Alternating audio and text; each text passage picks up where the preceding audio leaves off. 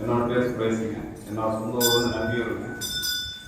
என் சம்சாரம் வந்து 2 நாளாக வந்து வாய் திறக்க முடியல, பல்லு வந்து ஓப்பனே பண்ண முடியாது. பவுடர் வந்து நாங்கள் ஏன் வாயிலெல்லாம் அன்றைக்கெல்லாம் ஓப்பன் பண்ணி பார்த்தீங்களா 2 பேர் கையெல்லாம் பிடிச்சி? என்ன பண்ணாலும் ஓப்பனே பண்ண முடியலைங்க. வாயை வந்து அவங்களாலே ஓப்பன் பண்ண முடியல, நாம் ஓப்பனாக பண்ணாங்கன்னா அதுவும் பண்ண முடியலைங்க. டாக்டர் போனீங்களா? டாக்டர்கிட்ட போகவே இல்லைங்க.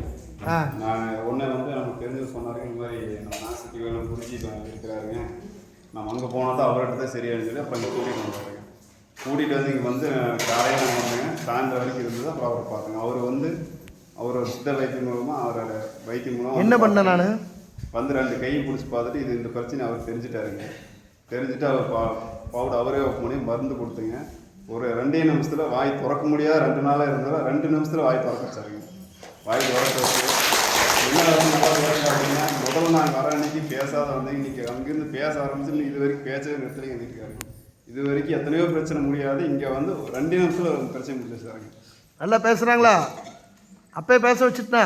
அப்பயே பேச வச்சுட்டாங்க. எங்கே அந்த அம்மா? அந்த அம்மா நிறுத்தாமல் பேசுதுன்னு வேற சொல்கிறாரு, அது வேற ஒரு வருத்தம். நல்லா பேச முடிஞ்சதா? இங்கே வாமா, வா இங்கே சீக்கிரம் வா. அந்த அம்மாவை அந்த சித்து விளையாட்டு பண்ணும்போது நிறைய பேர் பார்த்துருப்பாங்க. எனக்கு யாராச்சும் பார்த்தவங்க இருக்கீங்களா? இந்த அம்மாவுக்கு நான் பண்ணும்போது லாஸ்ட்டு டோக்கன் இவங்க தான். அந்த உடுமலைப்பேட்டைக்காரங்க மட்டும்தான் ஒரு 10 பேர் உட்காந்துருந்தாங்க. ஆமாம், கடைசியாக பார்த்தாங்க. உண்மையிலேயே உனக்கு எப்படி இருந்ததுமா? சில எப்படி என்ன நடந்தது 2 நாளா? உனக்கு பேர் சொல்லு. ஓம் சக்தி. சொல்லு. என்னால வாயே பேச முடியாம இருந்துச்சு. ஏமா வாய் ஓபன் பண்ணி பாத்தியா? ஓபன் பண்ணி பார்த்தேன், ஓபனே பண்ண முடியல. தண்ணி கூட குடிக்கவே முடியல. ரொம்ப வலியா இருந்துச்சு.